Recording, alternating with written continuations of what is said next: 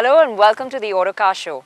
Wow, this year has really flown by, and from this lineup behind me, I'm beginning to realize why it's flown by. Yeah, absolutely. We are here for the finals of the Car of the Year 2013, and despite it being a kind of a slow year, we've got 22 finalists. That is a big number.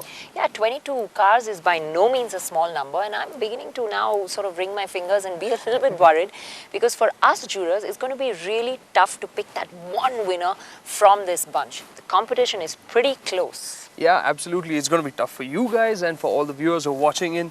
Taking in 22 cars, that's a lot of work for you guys. So we're going to jump right in and introduce you. The contenders of Car of the Year.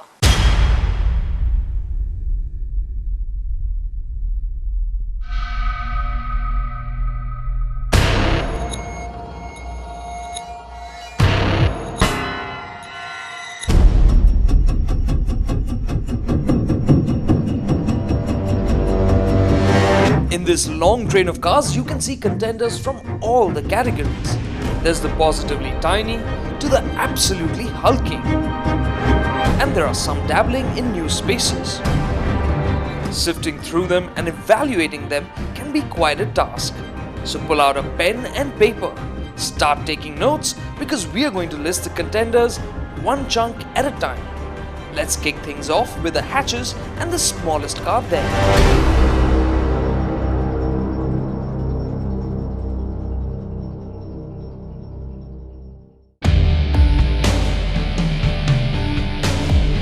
That would be the born-again icon, the Maruti Suzuki Alto 800. As a replacement for the iconic Maruti 800, this little hatch is more modern and more capable. The hardy 800cc petrol motor has been updated to meet emission norms as well.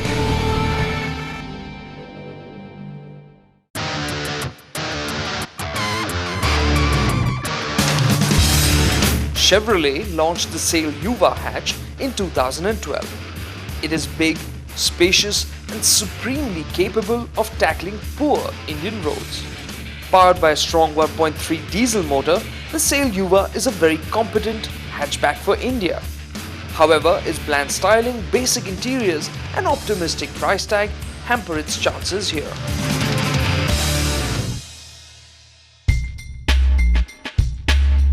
The Pulse hatchback was the third car to hit Renault showrooms in India. Although it is based on the Nissan Micra and sports near identical interiors, the Pulse's exterior styling sets it apart. A capable diesel motor gives the Pulse enough firepower to impress. Then we move up several notches in the price list to this, the B class. It is the first in a new breed of cars from Mercedes. This front-wheel drive hatchback offers a sense of luxury that you expect from a car with a three-pointed star on its hood. Albeit, it does come at a more affordable price point. Will that impress the judges enough to make up for the B-Class's lack of a diesel motor and its frumpy form?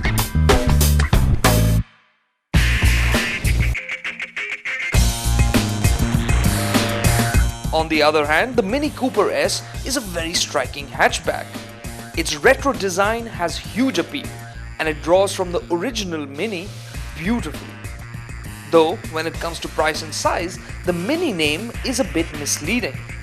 Nonetheless, once you get behind the wheel, you'll have to be pried out from the driver's seat.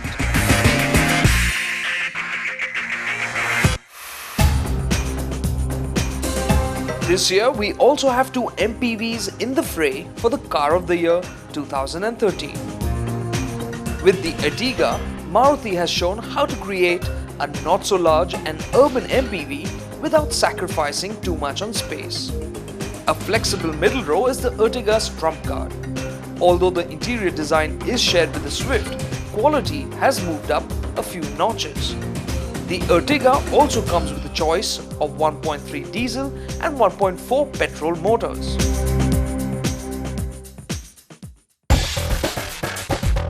Nissan's Evalia is also trying to crack the MPV market. It is practical, spacious for passengers, and its diesel motor is efficient and civil. However, the Evalia's breadbox-like appearance is its biggest sore point.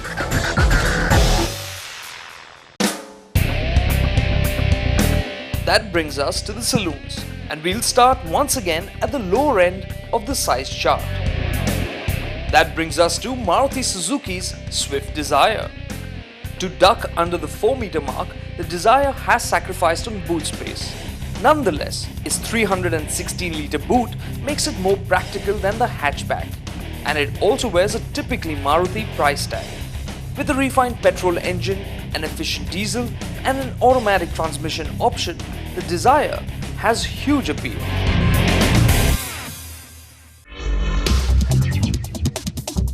Then there is Renault's Scala Saloon.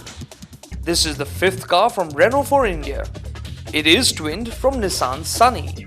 While legroom in the rear is a strong point, it still isn't the most comfortable saloon in its class.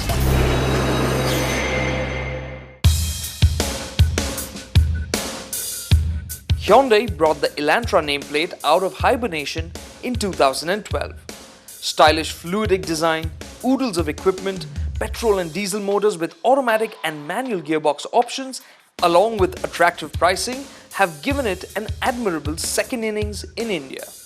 However, its unresolved dynamics and less than perfect backseat comfort are still sore points. In a class above, Hyundai also brought the all-new Sonata to India. The large executive saloon is one of the most stylish cars in its class. And once again, design and equipment are shockingly good. The Sonata's pitfalls aren't surprising. Let's see what the jurors make of its soggy driving experience, limited engine options, and less than impressive build quality.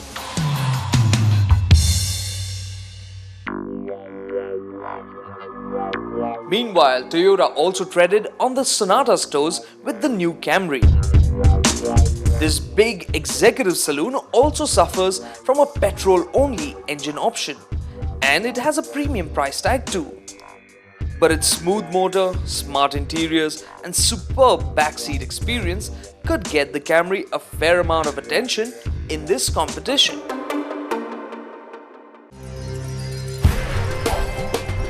Finally, there is the all-new BMW 3 Series. In its latest avatar, the 3 Series comes with an appreciable dose of comfort to match its dynamic abilities. The interiors have been updated for a fresher feel too. A big change is the inclusion of turbocharged petrol motors. These replace BMW's famous naturally aspirated 6-cylinder engines. Other updates to the powertrains result in greater efficiency and performance.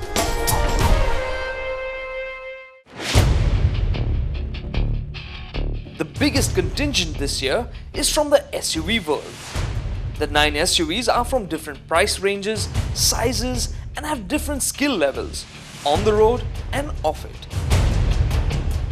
The baby of the SUV pack is the Mahindra Quantum. This chopped up Xylo is big on space and value. What remains to be seen is how the judges rate its 3-cylinder motor and its style. Then there is the Renault Duster. A small but strong diesel motor, comfortable interiors, and well-sorted mechanicals are some of the reasons why this SUV has taken the country by storm. Styling and interior quality, though, aren't its strong points.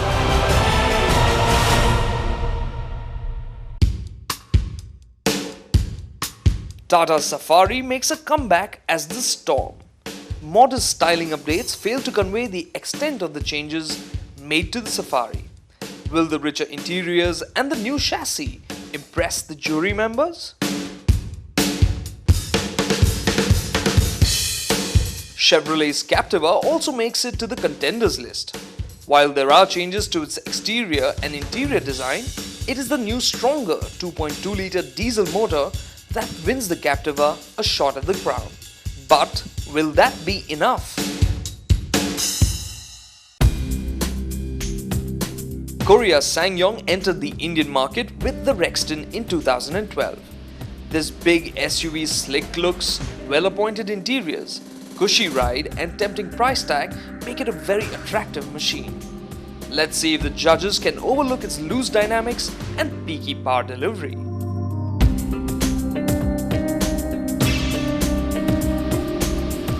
Mitsubishi's Pajero was reborn as the new Pajero Sport. Its aggressive rally-bred look emphasizes its tough and thorough off-roadability. A recently lowered price tag and good dynamics add to the package's appeal.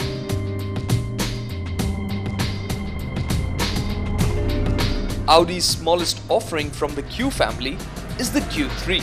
Powered by a 2-liter diesel motor with a Haldex 4-wheel drive system, the Q3 is a smart-looking soft-roader with a decent measure of off-roadability.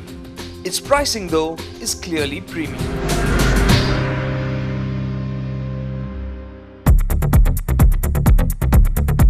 Volkswagen's new Touareg is big and comfortable on the road, and very capable of it. It is well equipped and priced accordingly. The Touareg is a well-rounded machine, but there is one problem. It doesn't look mean enough.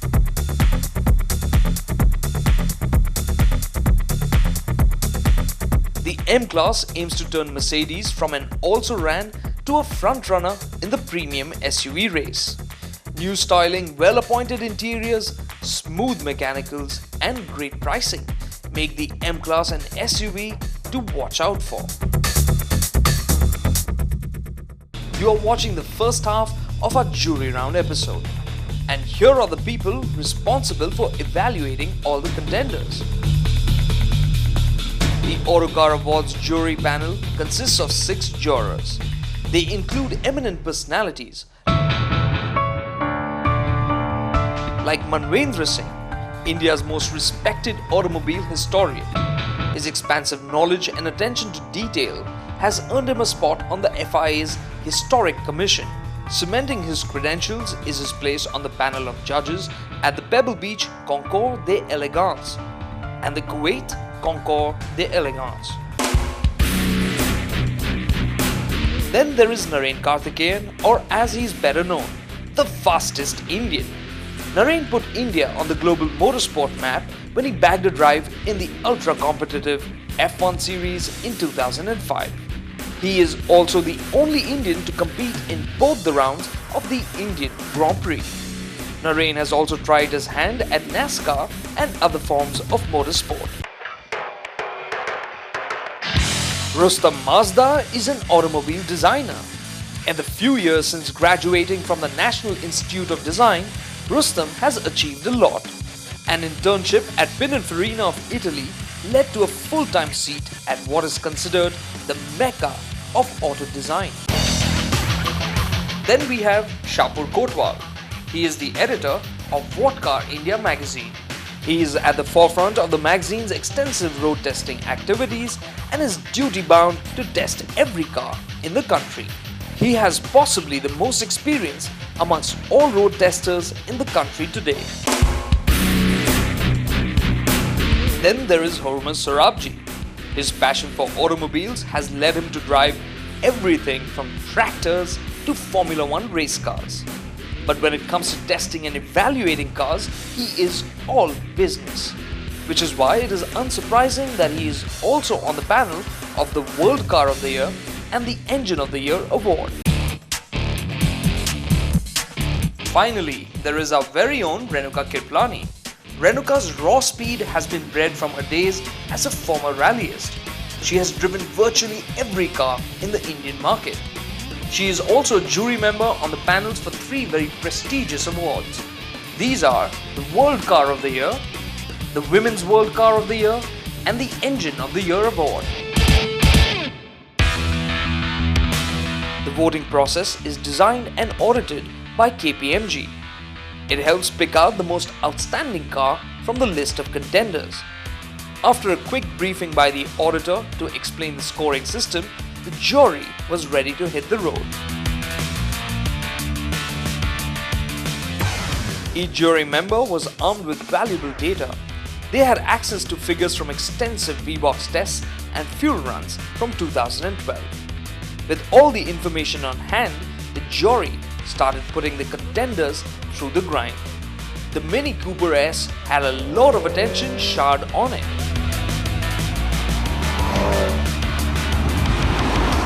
Really enjoyed the car. Very direct, very sharp steering like a go-kart. A little bit underpowered, I would say, but overall I think it's a nice package, and you have a lot of fun with it for sure.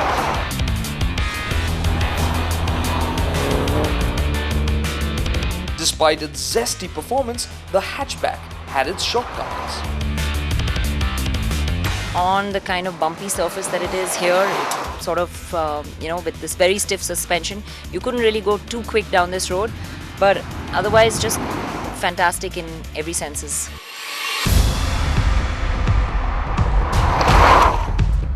Mercedes is hoping the B-Class attracts a younger audience, and it certainly piqued the curiosity of our jury members.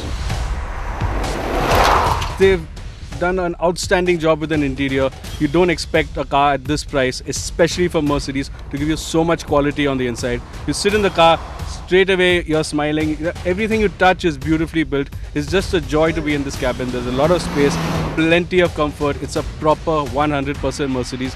I'm just shocked they've been able to do it.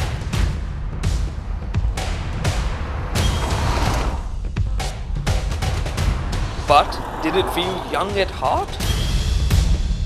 For a Mercedes, the quality is up there, and it's built really well, no doubt about it. It offers a lot of comfort, and it's superbly finished inside. The shape of it is a bit, I think, for me, it's a little bit too bland. Maybe it wasn't as quick and as punchy as I would like it, but it's not slow at all. It's just that the acceleration is so linear in this car that you don't feel that punch or the torque or the pushback into your seat. It's a lot more linear, it's a lot more easy on the drive. The jury members tested the less exciting and regular crop of hatchbacks just as thoroughly. Renault's Pulse was proving to be quite solid.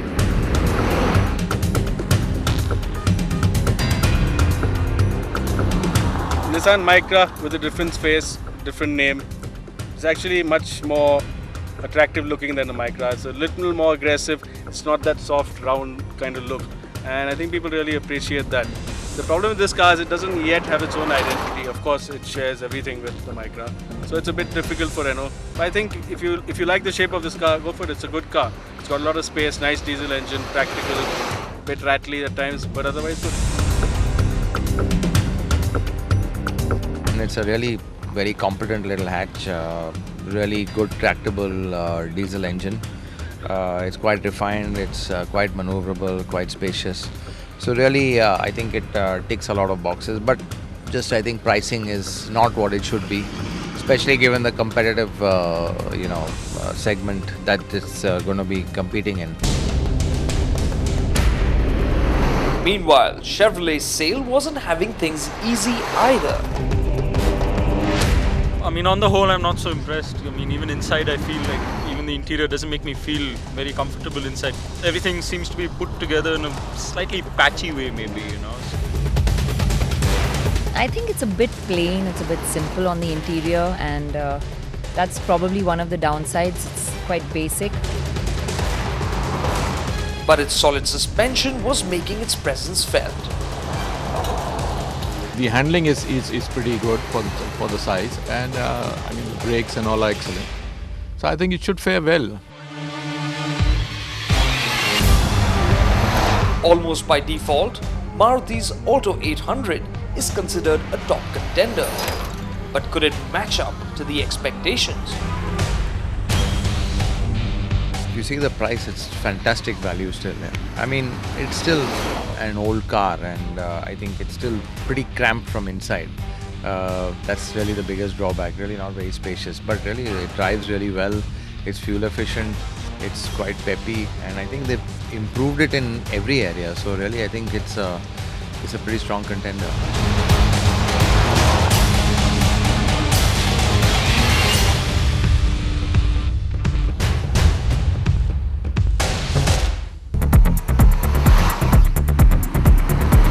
In the saloon category, Toyota's Camry was trying to get on the jury members' good side.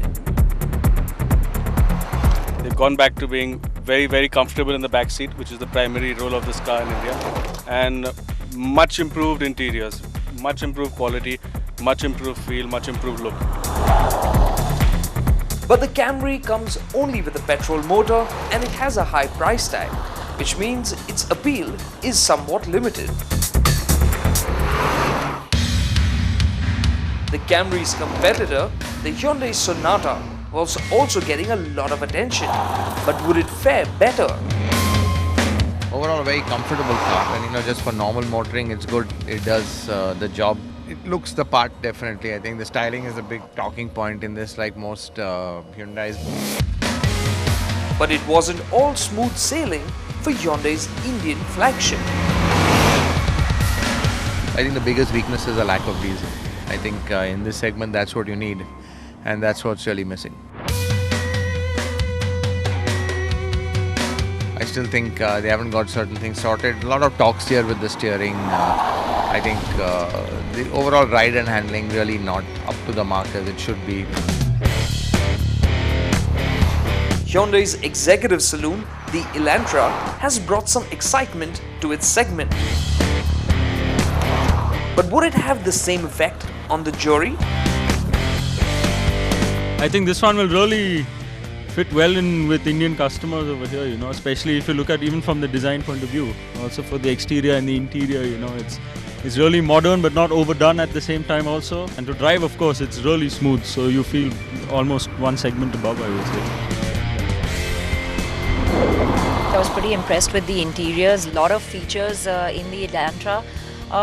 Suspension a little soft, but that makes the ride really nice. It just sort of absorbs the bumps, potholes really well. But the Hyundai didn't surprise by being off the mark in some areas. If there's one thing lacking, it's just the dynamics. Really, Hyundai don't seem to have the cutting edge ride and handling of some of its European rivals. Meanwhile, Renault Scala was trying to prove that it had enough substance to back up its stylish looks. Engine is a little bit noisy, but I think fit and finish is very good. It does give you that sort of a feel that it is a good runner. Just like the Pulse hatchback, the problem for the Renault Scala is that apart from its looks, it really isn't all that different from the existing Nissan Sunny.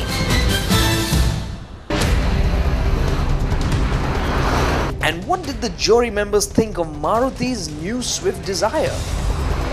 Was it any less of a car because of its sub-4 meter size? It's a great car that's just gotten better. The interiors are so much nicer. The engine is really good. And what can I say? This is a car that the Indian people have always loved, and they've just improved it on every count, and people are just going to love it more. I really like her. She's definitely got the looks for it, and compared to the previous generation, in terms of styling at least, she's definitely much more attractive, and something that you could want rather than just buy it for the price. Even the Desire's not so generous boot didn't put off the jury members.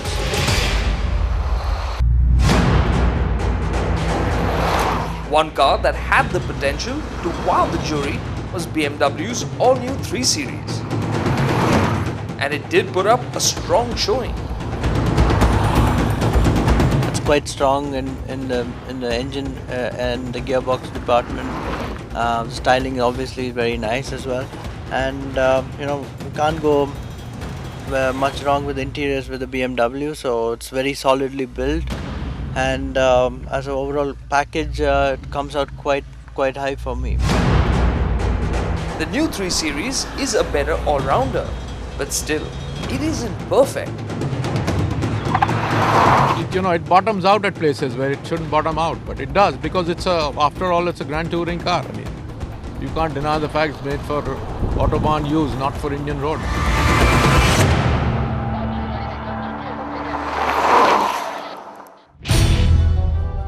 Well, the jury members are casting their votes, and you can do the same. You can pick the viewer's choice Car of the Year and Bike of the Year. All you need to do is send an SMS or log on to the Bloomberg TV India website and vote for your favorite contender. The lucky winners will get to present the award at the ceremony. Well, It's been hard work. Everybody's comparing notes, thinking, rethinking, really evaluating the cars down to a T. And the work is not done yet because there are more contenders to be shown, more contenders to evaluate. So a lot of action still to come. Absolutely. You can catch all of that in the second half.